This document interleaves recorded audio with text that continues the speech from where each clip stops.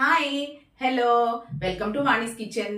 ఈరోజు వాణీస్ కిచెన్లో simple and టేస్టీగా ఈజీగా అయిపోయే పన్నీర్ ఫ్రైడ్ రైస్ అండి. చాలా చాలా బాగుంటుంది, ఈజీగా అయిపోతుంది. మీ పిల్లల లంచ్ బాక్స్లో కానీ, గెస్ట్లు వచ్చినప్పుడు కానీ, మనకి వెరైటీగా తినాలనిపించినప్పుడు కానీ ఈ రెసిపీ అయితే చేసేయండి, చాలా బాగుంటుంది.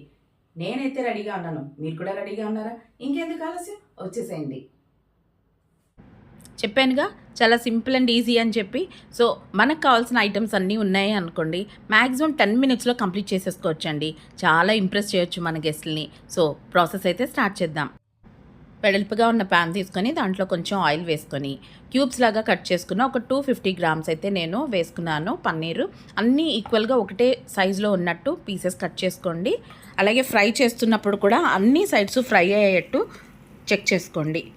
కొంతమందికి బాగా డార్క్గా అయ్యేటట్టు ఫ్రై చేస్తారు, కొంతమంది లైట్గా ఫ్రై చేస్తారు. మీ ఇష్టానికి తగ్గట్టు మీరు ఫ్రై చేసుకోండి. ఇలా ఫ్రై అయితే సరిపోతుంది, బట్ మా ఇంట్లో కొంచెం ఎక్కువగా ఫ్రై ఇష్టపడతారు. దీని మీద కొంచెం మిరియాల పొడి అలాగే సాల్ట్ కూడా వేసి ఫ్రై చేసుకున్నాం అనుకోండి, మనకి పన్నీర్లోకి వెళ్తుంది. లేదంటే పన్నీర్ కొంచెం చప్పగా అనిపిస్తుంది కదా, ఆ చప్పదనం లేకుండా ఇట్లా మిరియాల పొడి అండ్ సాల్ట్ వేసుకొని ఫ్రై చేసుకోండి. నేనైతే బ్రౌన్ కలర్ వచ్చేంత వరకు వేయిస్తున్నాను. మా ఇంట్లో కొంచెం క్రిస్పీగా ఉంటేనే ఇష్టపడతారండి.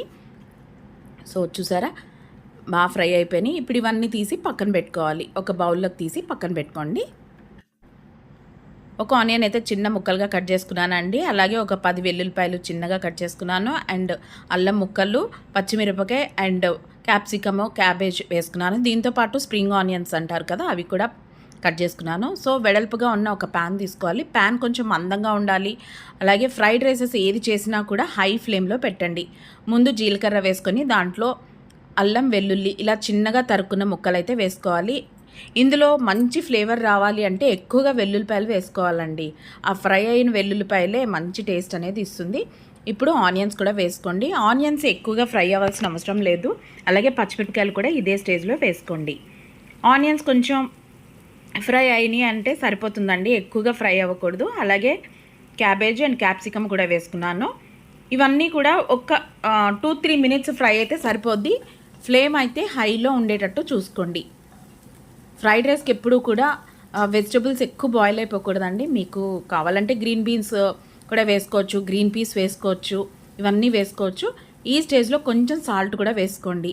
అలాగే కొంచెం soya sauce and vinegar, white vinegar వేసుకున్నాను. ఇవి వేయగానే మనకి ఫ్రైడ్ రైస్ స్మెల్ అనేది స్టార్ట్ అవుతుంది. చాలా సింపుల్ అండ్ ఈజీగా అయిపోతుందండి.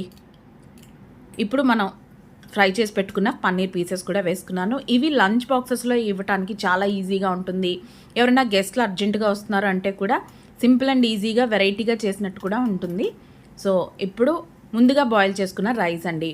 ఒక గ్లాసు రైస్కి 1.5 గ్లాస్ వాటర్ వేసి నేను ఉడికించుకున్నాను. సో పొడి పొడిగా ఉంటుంది.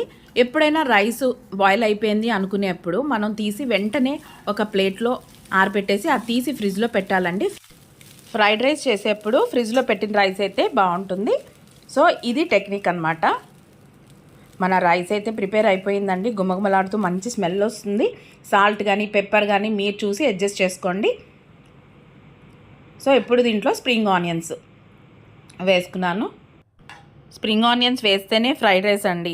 స్ప్రింగ్ ఆనియన్స్ లేవు అంటే కనుక మనం ఫ్రైడ్ రైస్ అనేది స్కిప్ చేసేయచ్చు. అలాగే పెప్పర్, అది కూడా మోస్ట్ ఇంపార్టెంట్. అలాగే సోయా సాస్ కానీ వెనిగర్ కానీ ఇందులో మస్ట్ అండ్ షుడ్గా ఉండాల్సిన ఐటమ్స్. నచ్చిందా? నచ్చితే లైక్ చేసి షేర్ చేసి సబ్స్క్రైబ్ చేయడం మర్చిపోకండి.